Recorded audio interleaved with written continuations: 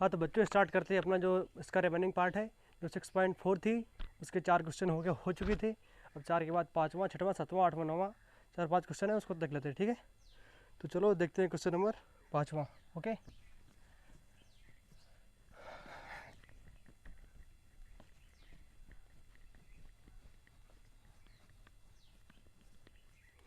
तो जो question number 5वां है हमारा,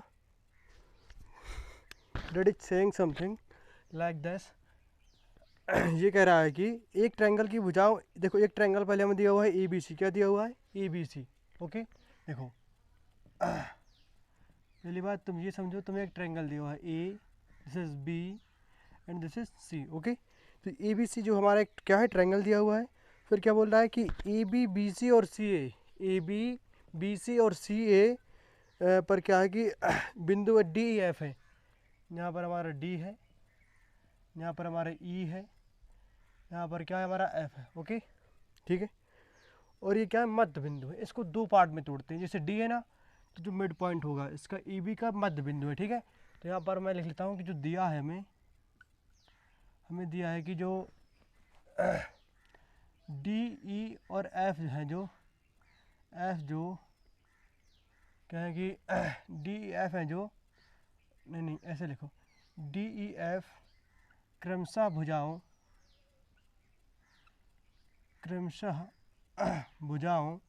कौन कौन सी भुजाएं हैं? A B B C and A B B C and कौन सी है? ए सी की मध्य बिंदु है। ठीक है, ये हमें दिया हुआ है। और ए बी सी ट्रायंगल है, वो हमें देखो पहले से दिया है कि ए बी सी एक ट्रायंगल है, वो बात अलग है। फिर क्या दिया हुआ है देखो, इसको जब मैं इससे मिलाता हूँ, ठीक है, कुछ इस टाइप से और कुछ इस टाइप से और कुछ इस टाइप से। ओके, तो देखो तुम ये बात समझ सकते हो कि इस पे जो दिया हुआ है कि जो ट्रायंगल डी ई एफ है, कौन सा हमारा डी ई एफ, एक मिनट, जो हमारा ट्रायंगल है डी ई एफ, हमें जो निकालना है, क्या निकालना है? D E F. और जो हमें ज्ञात करना है ना, जो हमें ज्ञात करना है वो ये है कि area of triangle D E F, क्या दिया है? डी ई एफ तथा area of triangle E B C, इनका जो हमें रेशियो फाइंड करना है। ठीक है, कितना है? तो सीधे मैं सॉल्यूशन की तरफ चलता हूँ, इसको सॉल्व कैसे करना है। ओके, तो जो सॉल्व करने का जो मेथड है, तो ज़रा रुको एक मिनट, वो स्टार्ट करते हैं। देखो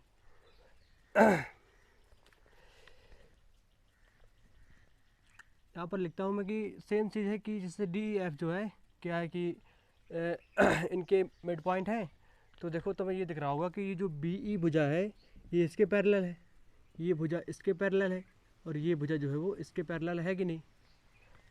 तो मुझे एक बात और लिखनी होगी कि जो डी और ई भुजा जो है, डी एंड जो क्या है ई, ये जो है कि भुजाओं, मैं केवल डी और ई को लिख रहा हूँ। भुजाओं कौन सी है? ए सी और बी सी के क्या है? मध्य बिंदु है। ओके, बी सी के क्या है कि मध्य बिंदु है।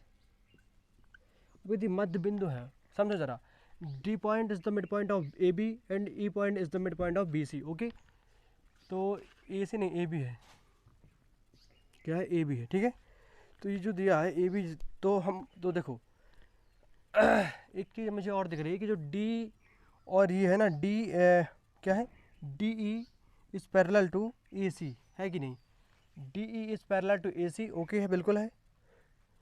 और अगर तुम गौर से देखोगे तो तुम्हें एक चीज़ और नज़र आएगी कि जो डी ई होगा वो इक्वल होगा 1/2 ऑफ ए सी। अब ये थोड़ी समझने वाली बात है। डी ई समांतर है ए सी की, ये तो तुम्हें दिख गया, डी ई हमारा ए सी के समांतर है। ठीक है, लेकिन ज़रा समझो, ये जो है ना, ये बी सी का मिड पॉइंट ई है और इसका मिड पॉइंट ये है। ठीक है, तो जब ये इस भुजा के मतलब दोनों बराबर होंगे, क्योंकि ये शायद एक समबाहु त्रिभुज था ना, चलो कोई भी रहा हो, हटाओ। तो जो ये वाले जो डी ई की जो माप है, ये जो डी ई की माप है, ये ई सी ई एफ के बराबर होनी चाहिए। क्योंकि ये दोनों पैरेलल है हमारे, डी एफ और बी सी के किसके पैरेलल, समझ रहा? ये जो हमारी डी एफ है और ये बी सी है, ये एक दूसरे के पैरेलल हैं, तो जो इनके बीच का जो डिस्टेंस होगी वो इक्वल होगी ना। तो जो डी ई है देखो, और ये इसके पैरेलल है, तो तुमने पढ़ा होगा जो समांतर चतुर्भुज बन रहा है, ये देखो अगर तुम गौर से देखो, ऐसे है, ऐसा है, ऐसा है और ऐसा है, समझना। ये पॉइंट एफ है, ये सी है, ये ई है और ये डी है। इतना फिगर आउट मैंने यहाँ पर लिख दिया, ठीक है।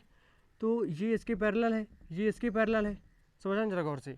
तो तुमने पढ़ा था, मैंने बताया था कि जो समांतर चतुर्भुज होता है, समांतर चतुर्भुज में सामने की जो भुजाएं होती है आमने सामने की एक दूसरे की, वो क्या होती है, बराबर होती है, ठीक है। तो ये जो है वो देखो, ये जो है वो इसके बराबर होगी और ये बराबर है इसके। तो अगर इसके दो पार्ट जोड़े तब इसके एक पार्ट के बराबर होगा। नहीं, जब हाँ जब इसका मतलब इसके जब दो करें तब उसके पूरे के बराबर होगा, यानी कि AC का जो आधा है, AC का जो आधा है वो DE के इक्वल होगा। आई बात समझ में, ठीक है। अब देखो अब यदि इतनी सी बात तुम्हें समझ में आ गई हो तो मैं एक ट्रायंगल ले रहा हूँ, कौन सा, देखो मैं ले रहा हूँ कि ट्रायंगल BED, ट्रायंगल ले रहा हूँ BED, ये वाला ट्रायंगल ले रहा हूँ और पूरा ट्रायंगल ले रहा हूँ, एंड वालों का ट्रायंगल BAC, ठीक है। ज़रा समझना गौर से, मैंने ले लिया ट्रायंगल कौन सा, ये ले लिया छोटा वाला ट्रायंगल, दिस इज ये वाला हो गया, और एक ले लिया पूरा ट्रायंगल जो है, यानी कि पूरा है जो कौन सा है हमारा अपन का जो है ये जो है BCA जो दिया है और ये दिया DEB दिया है, ये मैंने ले लिया, समझना। ज़रा थोड़ी समझने में प्रॉब्लम ना, इसलिए मैंने लिख दिया। ये जो ये है ना DBE जो है, ये छोटा वाला ये मैंने यहाँ पर बना दिया एक फिगर आउट है, और ये जो BAC है ये पूरा हो गया। अब मुझे दोनों को समरूप सिद्ध करने का प्रयास करना है, ठीक है। तो जो देखो ये जो एंगल है ना, एंगल B, ये देखो इस पर भी आ रहा है, और यदि पूरा लोगे तो भी आएगा, है कि नहीं। जब पूरा ट्रायंगल लोगे तो भी ये एंगल आएगा, और यदि ये वाला लोगे तो ये भी एंगल आएगा, ठीक है। तो जो एंगल B होगा, एंगल B के बराबर है, ये क्या है, दोनों में कॉमन है हमारा, है कि नहीं। और देखो ये वाला जो एंगल है ये इस वाले एंगल के बराबर होगा कि नहीं, क्योंकि ये संगत कोण है, बिकॉज दिस इज, ये दोनों क्या है कि पैरेलल है एक दूसरे के, ठीक है। तो जहाँ पर पैरेलल लाइंस होती है वहाँ पर जो एंगल बनता है वो मतलब संगत कोण होता है, ठीक है। तो इसको कुछ मान लेते हैं, यानी कि ये वाला दोनों में कॉमन हो गया, और ये वाला एंगल जो होगा वो इस वाले के बराबर होगा, यानी कि ये वाला एंगल है इसको मैं मान लेता हूँ एंगल 1, इसको मान लेता हूँ एंगल 2, ओके। तो मैं यहाँ पर लिख सकता हूँ कि angle 1 is equal to angle 2, कैसे, क्योंकि क्या है कि ये संगत कोण है, ठीक है, क्या है कि ये संगत कोण है, ओके। या फिर लिख सकते हो कि ये वाला एंगल इसके इक्वल कर सकते हो, या फिर ये वाला कर सकते हो इसके एंगल, ठीक है। तो ये जो क्या है हमारा संगत कोण है, ठीक है। तो इसको मैं लिख सकता हूँ आपकी ट्रायंगल BED इज समरूप टू ट्रायंगल BAC के, कैसे, एंगल समरूपता से, कोण समरूपता से। मैंने बताया था कि अगर दो एंगल इक्वल होते हैं तो वो समरूप होता है, ठीक है। तो ये जो इसकी कोण समरूपता है ये इससे मैंने सिद्ध कर दिया। अब जो थ्योरम नंबर 6.6 थी वो बोल रही थी कि अगर दो ट्रायंगल समरूप होते हैं तो उनके जो क्षेत्रफल का जो रेशियो होता है वो उनकी भुजाओं के अनुपात के वर्ग के इक्वल होता है, ठीक है। तो देखो ज़रा इसको मिटाते हैं, देखो अब इस पे आओ ज़रा, यदि क्या लिखता हूँ मैं कि अगर इन दोनों ट्रायंगलों के, देखो मैं इसको लिख सकता हूँ कि area of triangle BED upon area of triangle BAC is equal to, इनकी भुजाओं के रेशियो के इक्वल होता है, ठीक है। इसकी भुजा कौन सी है, DE, जो BED है, BED जो ट्रायंगल है इसकी भुजा में ले लेता हूँ एक DE, और उसकी कौन सी ले लूँगा, AC, ठीक है, अपॉन AC का स्क्वायर। ये कैसे, थ्योरम नंबर 6.6 का यूज़ करके हम लिख सकते हैं। अब मैंने इनको समरूप सिद्ध क्यों किया था, क्योंकि मुझे ये करना था। अब मुझे ये क्यों करना था, क्योंकि कुछ आगे भी करना है, ठीक है, ये प्रूफ करना है फाइनली, ठीक है। तो क्योंकि मुझे इनके जो क्षेत्रफल का जो रेशियो है वो इनकी भुजाओं के वर्ग के बराबर लिखना था, और वो मैं तभी लिख सकता था जब ये दोनों समरूप हों। तो मैंने पहले एंगल से इसको समरूप प्रूफ किया, फिर मैं इसको ये इस तरह लिख सकता हूँ, ठीक है। क्योंकि BED की भुजा जो है DE है और उसकी संगत भुजा EC भी है, ठीक है, अगर BAC एंगल में देखें, ठीक है। तो इसके बाद क्या करते हैं हम कि इसी को आगे बढ़ाते हैं, ये हो जाएगा area of triangle BED upon area of triangle BAC is equal to, देखो DE जो है यहाँ पर मैंने बताया था कि DE is equal to 1/2 of AC, तो DE किसके इक्वल है 1/2 ऑफ AC अपॉन AC का square. AC to AC cancel हो गया, ये बचेगा हमारा 1/4। ओके, तो यदि अच्छा, तो इसको मैं लिख सकता हूँ एरिया ऑफ ट्रायंगल BED लिख सकता हूँ, इक्वल लिख सकता हूँ मैं 1/4 into area of triangle BAC, है कि नहीं, बताओ ज़रा, है कि नहीं। अब ये नीचे बटे में था, उस तरफ पहुँच गया तो मल्टीप्लाई भी हो गया, ठीक है। तो ये इक्वेशन बन गई, इसको मान लो तुम 1 मान लो, ठीक है। तो ये हो गई। अब ज़रा एक बात और गौर करने वाली है कि ऊपर में मिटाता हूँ, ठीक है, हो गया, क्योंकि हमारे पास स्पेस नहीं बचा है और बिना स्पेस के लिखेंगे कहाँ। सब मिटाता हूँ, हो गया ना, लिख लियो। तो जो है कि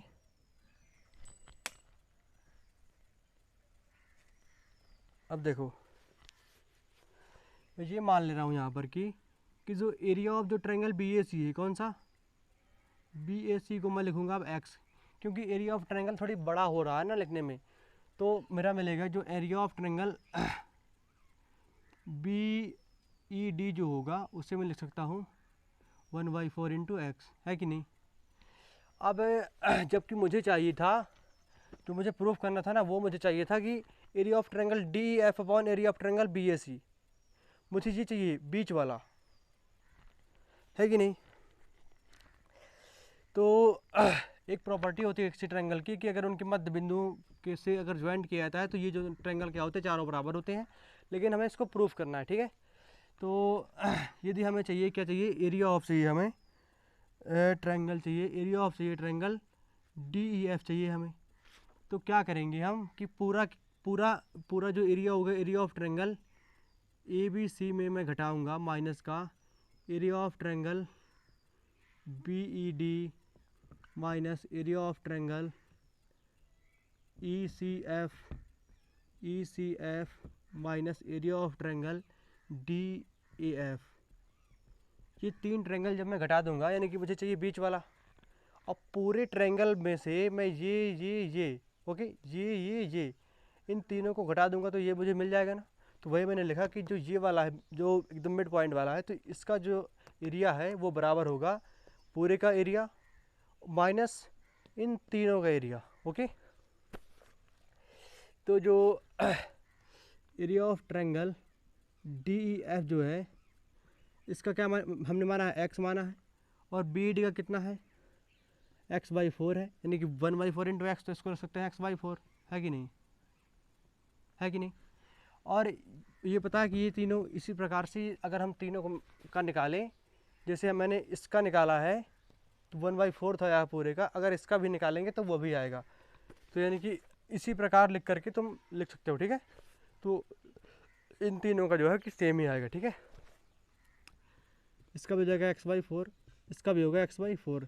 यहाँ पर तुम लोग कहीं पर लिख देना कि इसी प्रकार से, मतलब सबका सेम है, ठीक है, तीनों का, है ना, बात समझ लिए नहीं। अरे यार, इसी का बराबर होगा किसके, एरिया ऑफ ट्रायंगल DAF के भी बराबर होगा, यही बराबर होगा एरिया ऑफ ट्रायंगल ECF के, ठीक है। इसी प्रकार कर देना, इस तरह, इसी प्रकार से, ठीक है, हो गया, आप कर सको। अब यदि करोगे एरिया ऑफ ट्रायंगल DEF, ये मिलेगा मुझे x माइनस 3x/4, इसका लासा लोगे तो ये बचेगा हमारा 4x माइनस 3x, ये मिलेगा मुझे x/4, यानी कि एरिया ऑफ ट्रायंगल जो है DEF जो है वो कितना मिलेगा मुझे, x/4। अब मुझे चाहिए क्या था, मुझे चाहिए था upon area of triangle ABC, उसका एरिया कितना था, उसका था x, ठीक है। तो जब इसको जब अनुपात में करेंगे, नहीं इतनी बात क्लियर है, अनुपात में अभी मत करो, इतनी बात क्लियर है ना सबको, है कि नहीं, बोलो, हो गया, इसको उठाते हैं। अगर इतनी सी बात क्लियर है तो मुझे प्रूव करना था area of triangle D E F upon area of triangle A B C का रेशियो। तो जो डी ई एफ का जो रेशियो क्षेत्रफल आया वो आया है x/4 अपॉन ए बी सी का मैंने x माना था, तो इसके बटे में 1 लगा देता हूँ। एक फॉर्मूला होता है पहली और तीसरी का गुणा दूसरी और चौथी का गुणा। तो पहला दूसरा तीसरा चौथा, तो पहले और चौथे का गुणा, तो जाएगा x गुणे 1 बटे इसका हो गया इसके साथ, फिर होता है दूसरे और तीसरे का गुणा, तो यानी कि 4 गुणे x हो जाएगा, x से x कैंसिल हो जाएगा, ये बचेगा हमारा 1/4।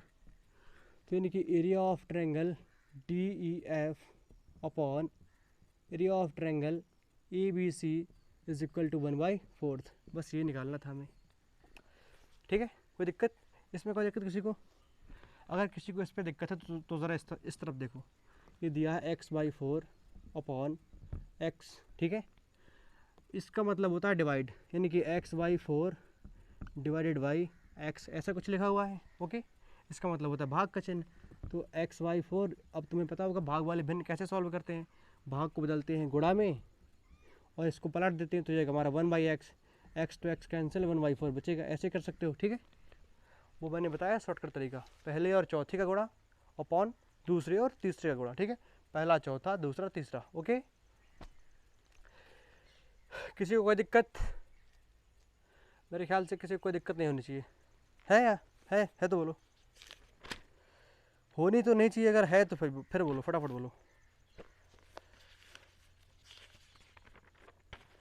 कोई दिक्कत नहीं है ना? एकदम क्लियर?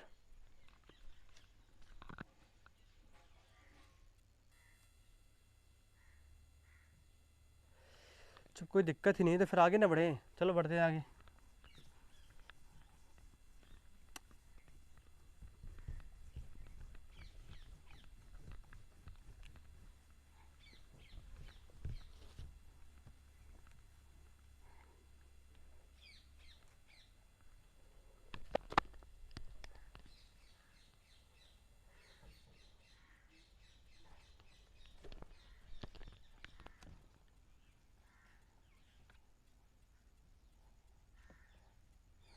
अब देखते हैं क्वेश्चन नंबर 6। ठीक है, 6 क्या कर रहा है? 6 क्या कह रहा है? ये कह रहा है कि सिद्ध कीजिए कि दो समरूप त्रिभुजों के क्षेत्रफलों का अनुपात।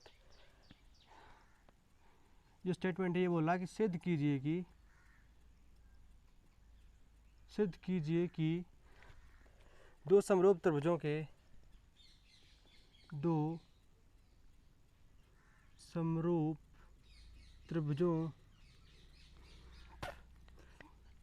सिद्ध कीजिए कि दो समरूप त्रिभुजों के क्षेत्रफलों का अनुपात के जो है कि क्षेत्रफलों का अनुपात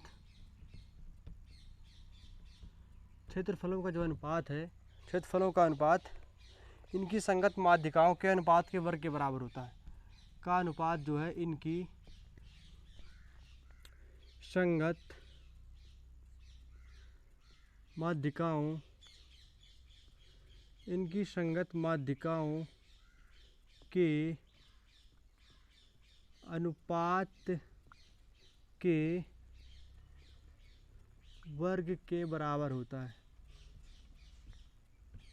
अनुपात के वर्ग के बराबर होता है। ओके,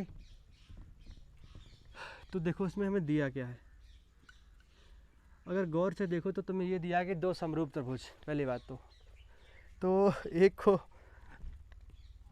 को मैं जो मानूंगा, देखो एक जो ट्रायंगल है इसको मैं क्या मानूंगा, पता है तुम्हें, ए बी सी।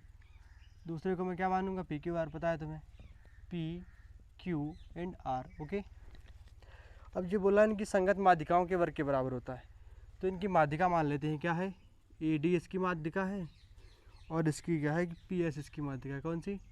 P S. ठीक है, तो लिखो यहाँ पर कि जो ट्रायंगल जो है ए बी सी है वो समरूप है हमारे ट्रायंगल पी क्यू आर के, क्योंकि हमें दिया हुआ है। एंड एक चीज़ और दी हुई है कि जो ए डी और कौन सा, P S, triangle A B C and triangle P Q R की क्या है कि माध्यिकाएं हैं। ओके, ये दिया हुआ है हमें, ये क्या है कि आर की क्या है माध्यिकाएं हैं। किसी कोई दिक्कत फटाफट बोलो, नहीं है ना? फिर चलो, अब यदि हमें समरूप दिया हुआ है, इसका मतलब तुम्हें पता है कि समरूप भुजाओं के समरूप त्रिभुजों के कोण बराबर होते हैं, यानी कि एवरी एंगल, ये वाला इसके एंगल इक्वल दिया है, ये इसके इक्वल दिया है और ये इसके इक्वल दिया है। तो दिया है, फिर तुम ये भी लिख सकते हो कि angle B is equal to angle Q, ये भी दिया है, and angle A is equal to angle P भी दिया है, and angle C is equal to angle R भी दिया है। ये दिया है, समझना गौर से। और एक बात और दी है कि ए बी की संगत भुजा जो है पी क्यू का रेशियो इक्वल होगा हमारा बी सी की संगत भुजा क्यू आर का रेशियो, ये इक्वल होगा हमारा ए सी की संगत भुजा पी आर के रेशियो के। ये सब हमें क्या है कि दिया हुआ है, ठीक है। फिर जो हमें सिद्ध क्या करना है,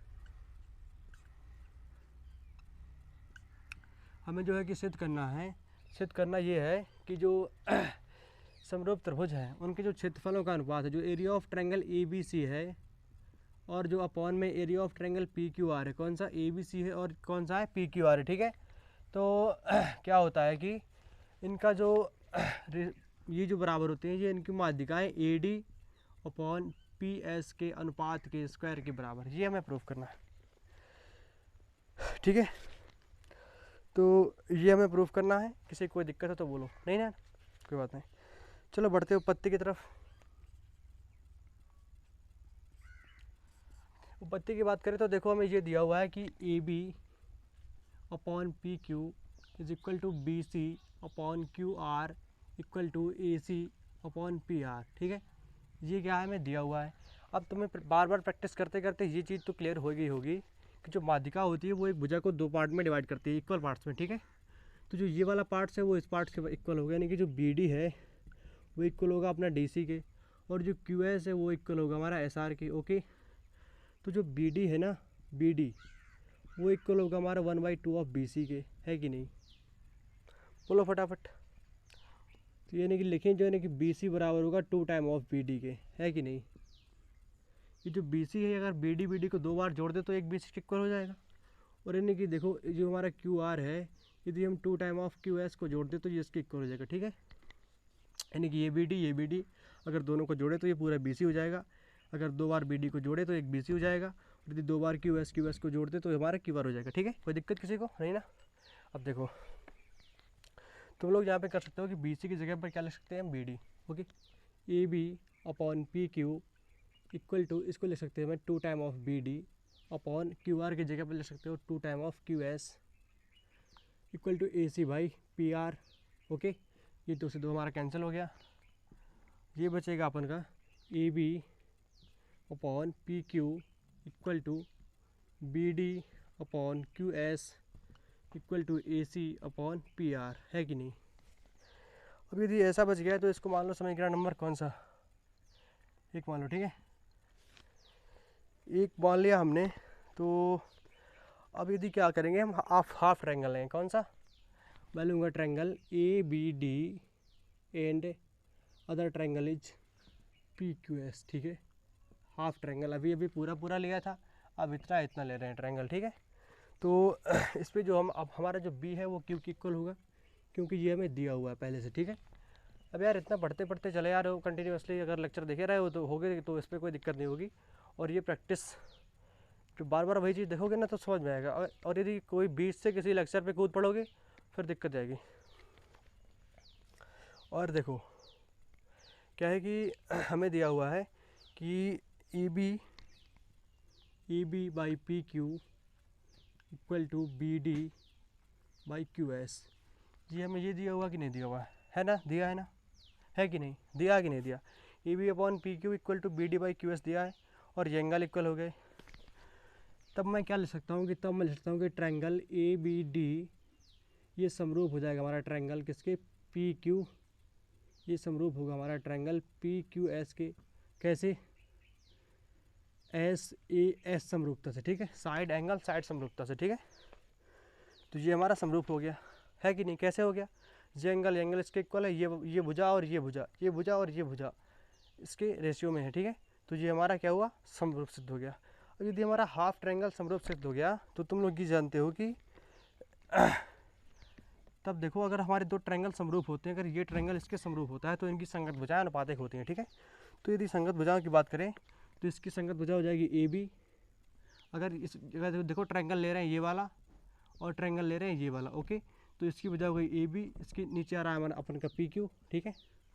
और जो इसकी दूसरी भुजा है वो हो जाएगी B D, this is B D and this is Q S, equal हो जाएगा हमारा B D upon Q S, फिर इक्वल होगा अपन का A D upon P S, है कि नहीं होगा, ये होगा A D upon P S. कोई दिक्कत किसी को नहीं ना। समरूप त्रिभुजन के संगत भुजाएं अनुपातिक होंगी। ए बी के नीचे आएगा अपन का पी क्यू, बी डी के नीचे आएगा Q S and A D के नीचे आएगा अपना पी एस, ठीक है। तो इसको समीकरण नंबर 2 मान सकते हो, ठीक है। तो देखो जो अब देखो ई बी की इक्वल हो गया, देखो ई बी की हमारा जो इक्वल हो गया पी क्यू, अब ये सब हो गया। लेकिन जब तुमने पढ़ी थी theorem area of triangle A B C upon area of triangle होता है अपन का पी क्यू आर, यदि ऐसा है, अगर दो समरूप हैं तो क्या करते हैं हम, इनकी भुजाओं को अनुपात में लिख सकते हैं, A B upon P Q का वर्ग मैं इसको लिख सकता हूँ, है कि नहीं, है कि नहीं, तुम बोलो। अगर थ्योरम थी हमारी 6.6 की, अगर दो ट्रायंगल है अगर वो समरूप हैं तो उनके संगत भुजाओं का अनुपात उनके वर्ग के बराबर होता है, ठीक है। क्षेत्रफलों का अनुपात उनके संगत भुजाओं के अनुपात के वर्ग के बराबर होता है, तो ये हो गया। अब ज़रा गौर से देखो, जो A B upon P Q equal हमारा है A D upon P S के, है कि नहीं। ये देखो ज़रा गौर करो कि जो हमारा A B upon P Q है वो इक्वल है अपन का A D upon P S के। तो यहाँ पर मैं area of triangle A B C upon area of triangle P Q R, ठीक है। A B upon P Q किसके इक्वल है अपन का, A D upon P S के इक्वल है, और स्क्वायर लगाए तो स्क्वायर लगा दिया, बस यही तो प्रूफ करना था भाई। तो लिख दो ना, क्या दिक्कत है, हैंस प्रूव्ड। कोई दिक्कत किसी को, मेरे ख्याल से किसी को कोई दिक्कत नहीं होगी, यही तो प्रूफ करना था, कर दिया। नहीं ना किसी को कोई दिक्कत। देखो इस प्रकार के क्वेश्चनों में क्या होता है ना, एक सोची समझी साजिश टाइप होती है, यानी कि जैसे हमें प्रूफ करना है ना, वो जो थ्योरम्स होती है वो ट्रुथ होती है, सत्य होती है, लेकिन जब वो प्रूफ करवा रहा है बार बार तो हमें क्या करना होता है कि उसी के कुछ टर्म्स ले लेने होते हैं, अपने से कुछ मान लेने होते हैं, और मतलब एक प्रकार से लिख करके प्रस्तुत कर देना होता है कि सर ये प्रेजेंट है, इस तरह होता है, ओके। अगर समझ में नहीं आया है तो कृपया इसको थोड़ा पीछे करो लेक्चर को और देखो, और यदि उम्मीद तो करता हूँ आ गया हो गया, कोई दिक्कत वाली बात नहीं होगी। और कहो तो इसे मिटाएं, 2-3 और बच्चे ख़त्म करें, इसको बवाल ही ख़त्म करें। नोट करो फटाफट, कर लिए नोट, कर लिए, तुम्हें सोच रहा हूँ, कर लिए, चलो बढ़िया। प्रैक्टिस भी करते हैं ना एकदम कंटिन्यूसली, एग्ज़ाम पे तुम्हें कोई दिक्कत नहीं होगी फिर।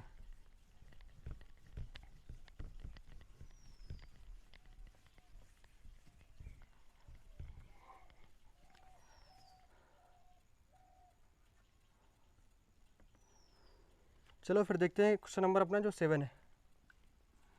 7 इन इज सेइंग दैट, सिद्ध कीजिए कि एक त्रिभुज एक वर्ग की, ये बोल रहा है कि सिद्ध कीजिए कि, देखो ये जो इस टाइप के होते हैं ना थ्योरम टाइप के जो क्वेश्चन होते हैं, इन्हें तुम एक शॉर्ट नोट बना करके टाइप में नोट कर लिया करो और इन्हें पढ़ते रहा करो, ये तुम्हें आगे चल के अभी बहुत काम आएगा, ठीक है।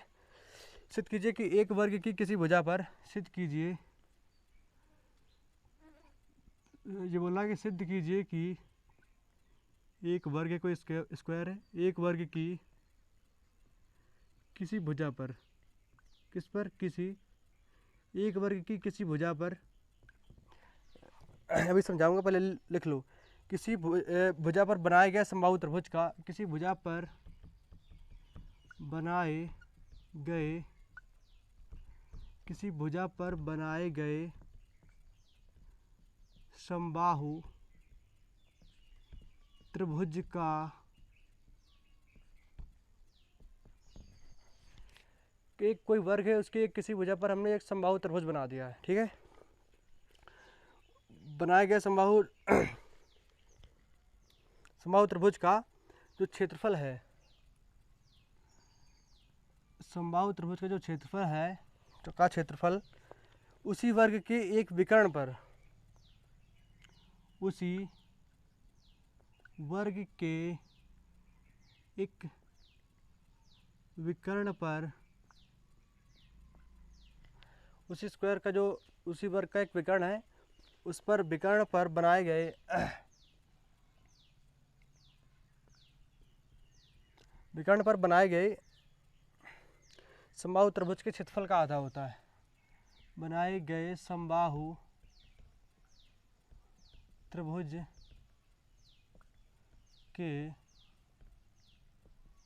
क्षेत्रफल का जो है कि आधा होता है। और इसका मैं मीनिंग भी बता रहा हूँ। क्या कह रहा है वो ये कह रहा है कि जो भुजा पर बनेगा समबाहु त्रिभुज वो आधा होगा। किससे आधा होगा? वो उससे आधा होगा जो उसके विकर्ण पर बना होगा, यानी कि जो विकर्ण पर बना होगा वो दोगुना होगा। किससे? जो भुजा पर बना होगा। समझा रहा हूँ अभी। देखो तुम्हें इस पे उपपत्ति वगैरह कुछ भी मानने की ज़रूरत नहीं है, फटाफट इसे प्रूफ ही करते हैं। ओके, एक मैंने वर्ग ले लिया, समझना जरा गौर से। वर्ग पहली बात किसे कहते हैं ये बात तो पता है ना, पक्की पता है कि नहीं? कैसे पता होगी, पढ़ते नहीं हो। वर्ग उसे कहते हैं जिसकी चारों भुजाएं बराबर होती हैं और उसका प्रत्येक एंगल जो है 90 डिग्री का होता है और उसके चारों कोणों का योग कितना होता है? 360 डिग्री होता है। और इतना ही। देखो ये एक वर्ग है, मैं मानता हूँ कि इसकी प्रत्येक भुजा की लंबाई कितनी है? a centimetre. कितनी है? a है। a सेंटीमीटर मानता हूँ, a मीटर कुछ भी मान सकते हो। ठीक है, ठीक है।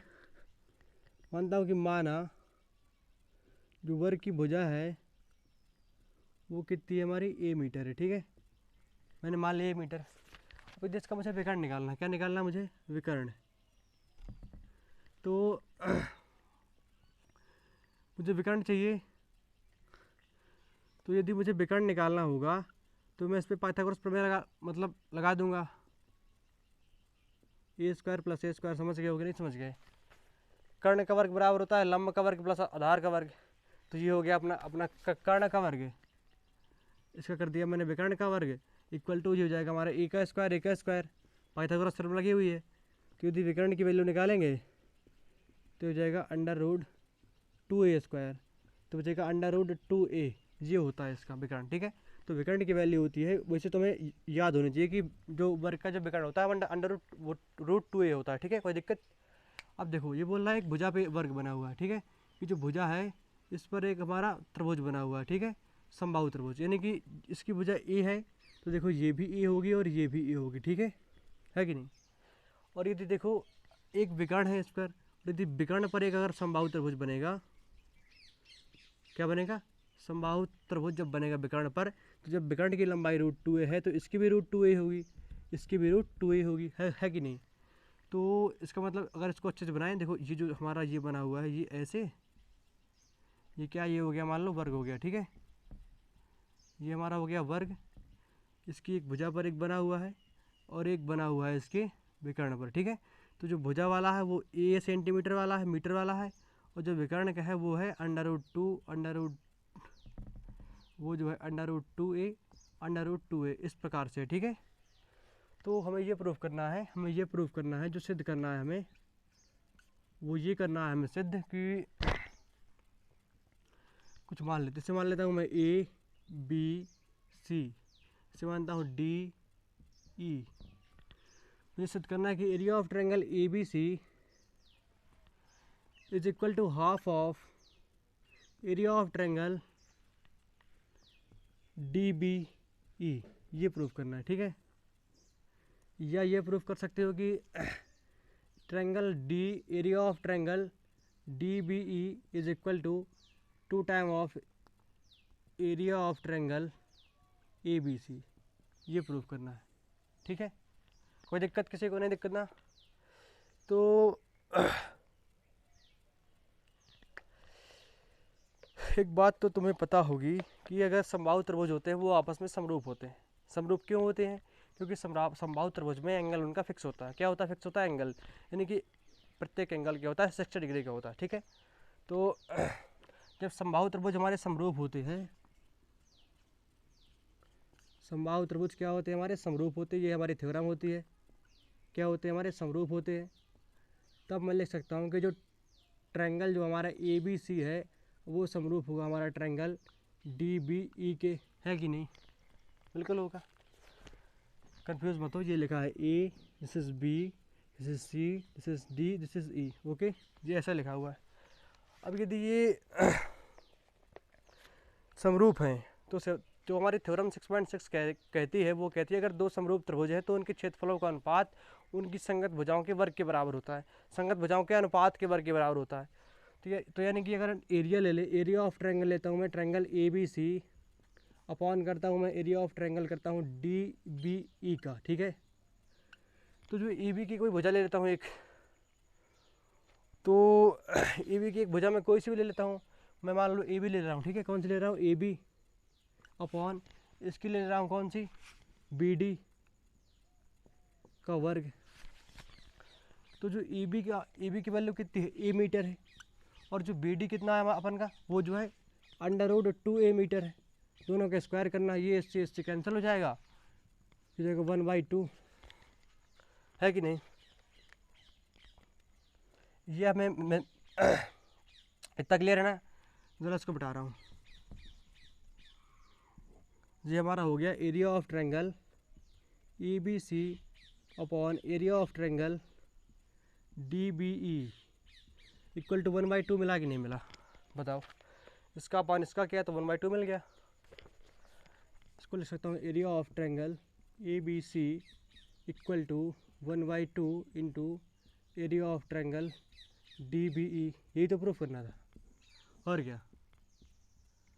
फटाफट लिख दो, हैंस प्रूव्ड। कोई दिक्कत किसी को? भाई यही तो करना था ना यार, ये क्या करो चाहे ये करो, वो कर दिया, कोई दिक्कत? एकदम सही। किसी को शायद किसी के साथ किसी को भी कोई भी समस्या नहीं है, तो फटाफट नोट कर लो, कोई दिक्कत वाली बात नहीं है। अब 2 ऑब्जेक्टिव क्वेश्चन इस पे दिए हुए हैं, ठीक है। तो तुम लोगों की जो एक्सरसाइज है ना, इस पे जो 2 हमें ऑब्जेक्टिव क्वेश्चन दिए हुए हैं, ज़रा उनको भी देख लेते हैं, ठीक है। क्यों छोड़े उन्हें फालतू में? हो गया नोट? कोई दिक्कत नहीं ना?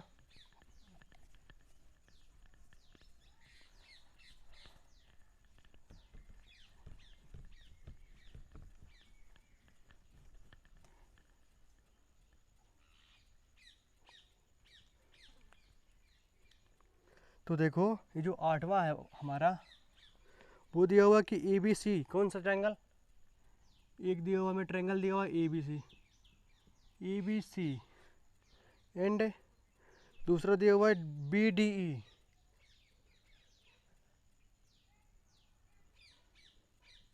कैसा है क्या? पता नहीं कैसे आकृति बन रही है इसकी। ऐसा बनाते हैं, देखो बता रहा हूँ मैं। और इस पे बोल रहा है कि ABC ये दिया हुआ है, ठीक है, ABC हो गया। फिर क्या बोल रहा है? ये बोल रहा है कि D भुजा BC का मध्य बिंदु है, BC का मिड पॉइंट है D, और कुछ दे रहा है, इसका ये मध्य बिंदु है। और ABC देखो यहाँ पर लिखो ट्रायंगल ABC, और क्या बोल रहा है? किसका रेशियो चाहिए इसको? ABC का चाहिए, और क्या चाहिए? और चाहिए इसको, चाहिए BDE। कौन सा? BD, यहाँ पर तुम E मान लो, ठीक है। ये हो गया हमारा BDE। तो जो मुझे इस पे E के बारे में भी कुछ देना चाहिए था यार कि, और ये बोल रहा है कि दोनों क्या है? समबाहु त्रिभुज है। ये ABC जो है, ABC और BD क्या है कि समबाहु त्रिभुज है, ये हमें दिया है। समझना जरा गौर से, ऑब्जेक्टिव है लेकिन समझा रहा हूँ, ठीक है। ये क्या दिया है कि दोनों हमारे क्या है? समबाहु त्रिभुज है। अब तुम्हें ये पता है कि जो समबाहु त्रिभुज होते हैं उनकी संगत भुजाओं का अनुपात, नहीं, समबाहु त्रिभुज होते हैं वो उनके जो क्षेत्रफलों का अनुपात होता है उनकी संगत भुजाओं के अनुपात के वर्ग के इक्वल होता है, ठीक है। तो यदि मैं देखूँ कि एरिया ऑफ ट्रायंगल किसका किसका पूछ रहा है, वो जिसका जिसका पूछे उसका निकालो। हाँ ठीक है, सही पूछ रहा है। तो निकालो ABC upon area of triangle BDE, ऐसा करें ना। तो क्या करते हैं, मैं इसको पूरी को मान लेता हूँ x। तो ABC की एक बड़ी भुजा लेते हैं BC, क्या ले लेते हैं BC, अपॉन इसकी ले लेंगे छोटी भुजा BD। दोनों का स्क्वायर इसके इक्वल होता है। अब ये कैसे होता है, अब ये तुम्हें पूछने की ज़रूरत नहीं, 6.6 का यूज़ करा गया है, ठीक है। तो मैं मान लेता हूँ कि जो पूरी भुजा BC है वो किसके इक्वल है, हमारी x के इक्वल है।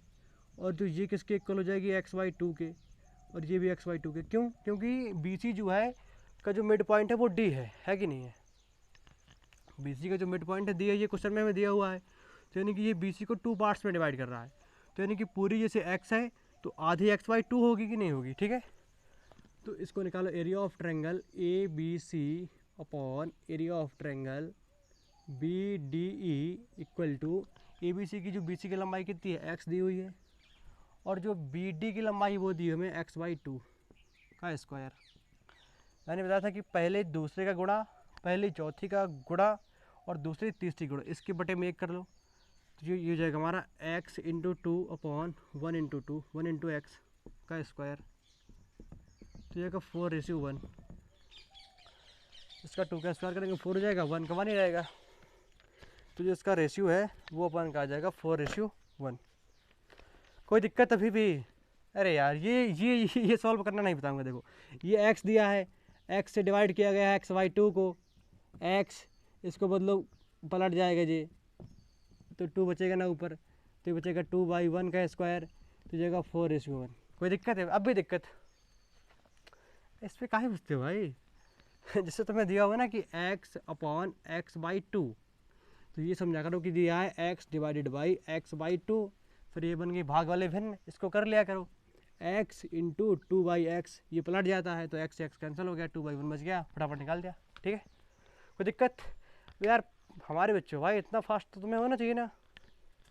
इसका मतलब स्टार्टिंग से नहीं देखे हो, स्टार्टिंग से देखो जाके,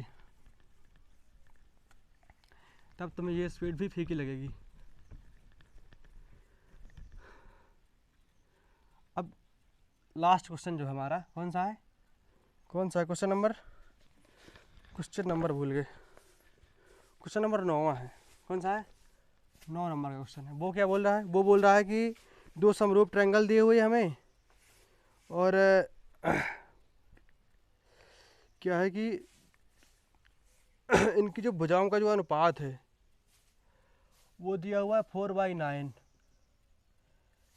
मान लेता हूँ मैं एक ट्रायंगल मान लेता हूँ, इसको मान लेता हूँ ABC मान लेता हूँ, ठीक है, और एक अनदर ट्रायंगल मान लेता हूँ मैं DEF, ठीक है।